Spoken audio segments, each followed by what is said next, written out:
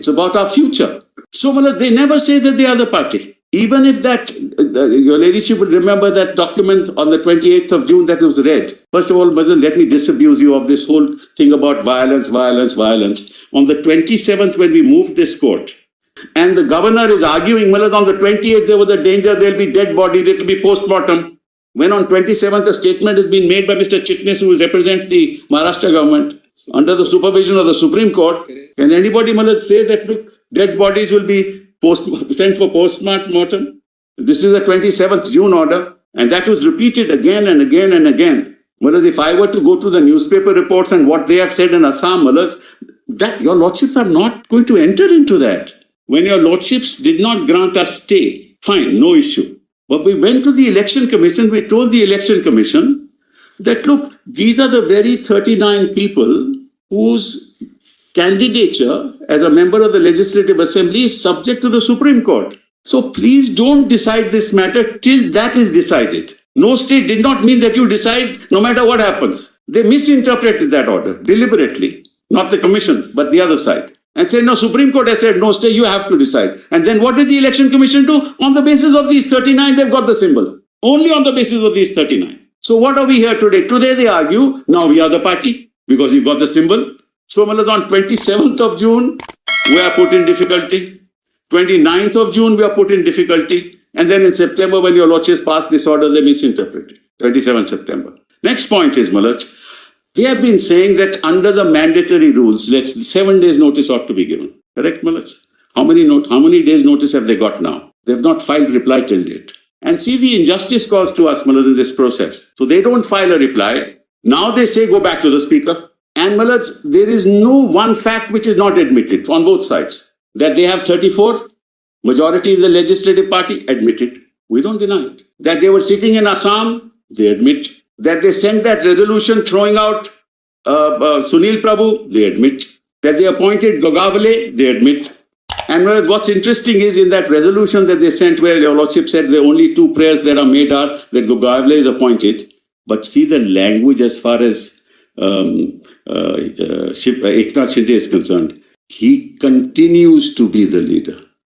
The word continue. But how did they realize that the word continue has to be used? Because we had removed him on 21st.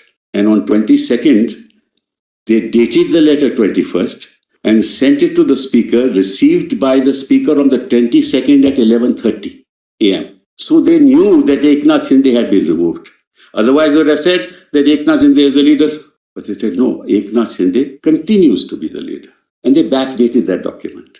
So, that's not disputed. That we called a meeting on the 21st, 22nd, not disputed. We told them if you don't attend, consequences will follow, not disputed. On 24th, we had a council meeting, not disputed. They said, but nobody called the council meeting. We'll hold a parallel meeting of our own, not disputed. What is disputed?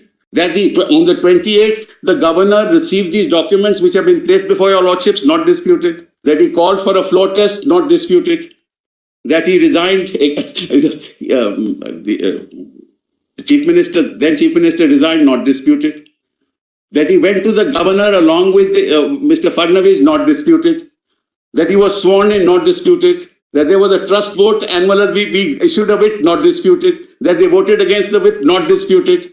What is disputed? From the beginning to the end, the whole process is clearly political. And I want to know, your lordship knows about it, that a whip is appointed at the instance of the political party and conveyed to the speaker. That's conveyed to the speaker. How is the governor talking about the whip being Gogavale? Governor spoke of not Gogavale. Gogavale being the whip. Spoke of leader of the house, right? That also. How is he? He was the whip. I think also leader of the house.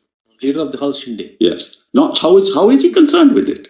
He is not there to appoint the leader of the house or to recognize. He says a purported appointment of Ajay Chaudhary is illegal. How is he concerned with this? See all this, the letter that he is sending to the Thakre.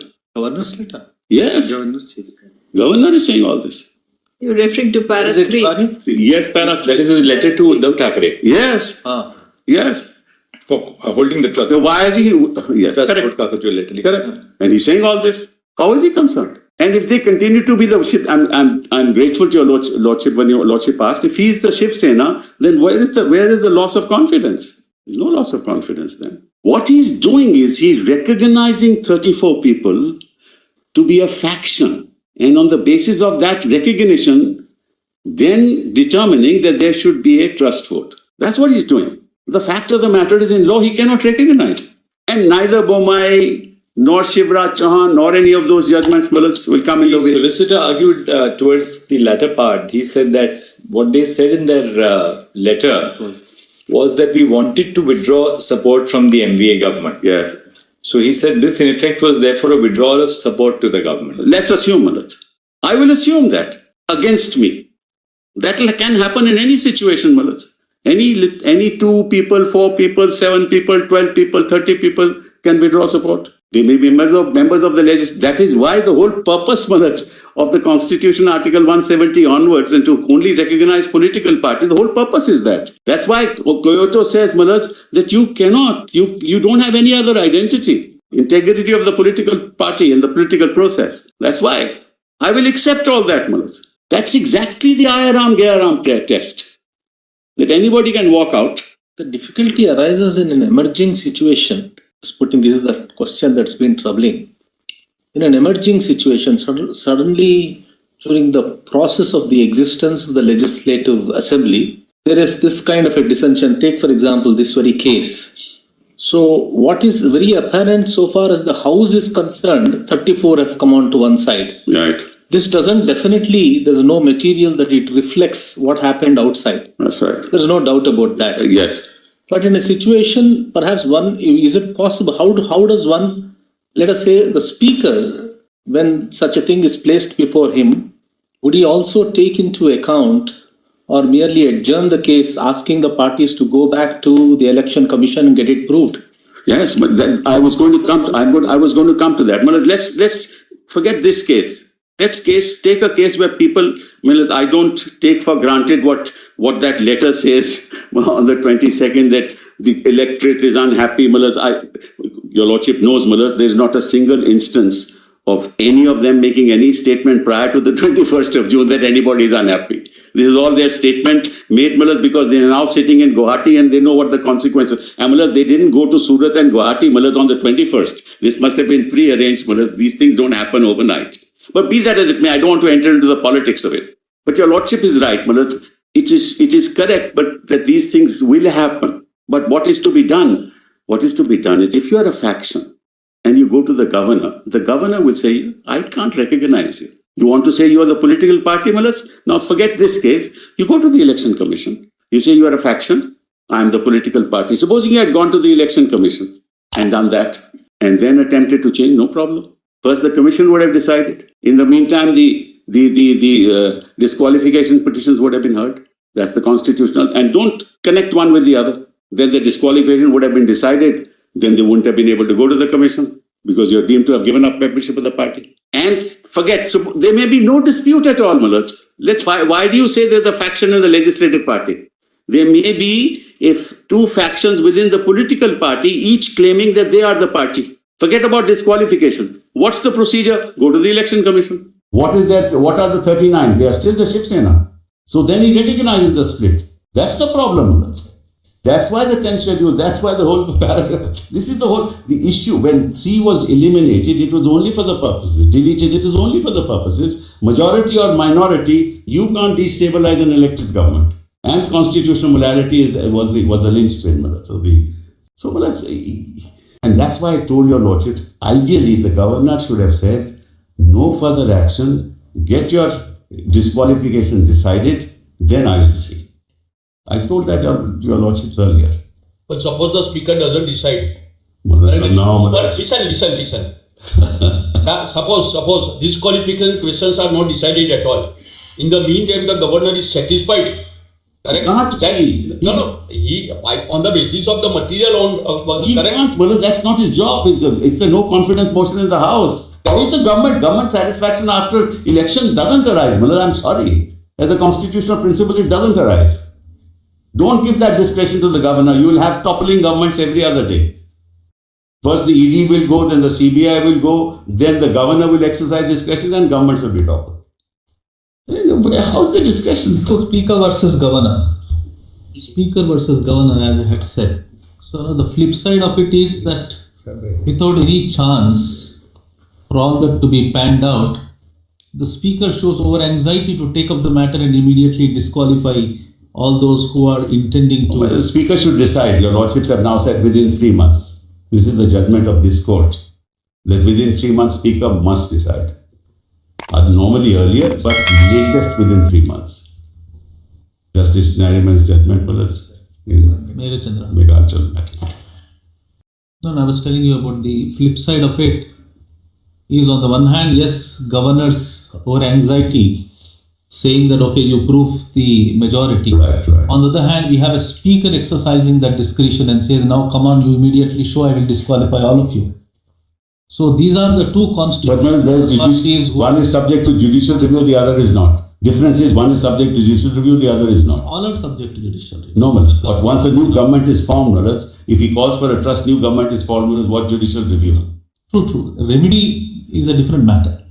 I agree with you that there is a remedy. Yeah. But really speaking, it's there. And what we need to interpret is the scope of the jurisdiction of the governor and the scope of the jurisdiction of the speaker also. The speaker, of course, the scope of jurisdiction is clear. He has to decide the matter. To an extent. He has to decide the matter. Normal, it's not just can't come to pay. I'm not saying anything right now, but factually, Please. Factually, made an incorrect statement, and there was no input given to the governor. There were 2 letters sent to the governor, which the governor has referred to in a letter to Mr. Uddhav Thackeray before he called for a floor test. Correct, absolutely. So that there is enough material for the governor to decide that this government was I think my learned friends have to ask the other side. What was the material before the governor on the basis of which asked Mr. Shinde to form the government? Mullahs, no, they're not. That's fine. Particularly when he knew that this was really a breakaway faction of Yes, how does he justify that? The question is, how do you administer an oath of office to Eknath Shinde? Now, Mullahs, I can understand. There's another situation. There are multi-parties, Mullahs. Not just in this case, there's in several states, Mullahs, we have a multi-party system, several parties come together. And Mullahs, suddenly a no confidence is moved. Mullahs, or somebody seeks, and in the meantime, some disqualification petitions are pending. At that stage, the governor doesn't bother about the disqualification petitions. There's a no confidence. These fellows will vote. Can you see, Mullahs, the consequences? We'll take the 39 to be validly members of the House, not disqualified. Disqualification petitions pending. Move a no confidence motion. Now they can't move a no confidence motion because the 39 will be subject to the whip. So they know that they don't have majority. Therefore, what do? 39 go to the governor and say that now recognize me. So please appreciate, Mullahs, the way to ensure that the government falls is to move the no confidence.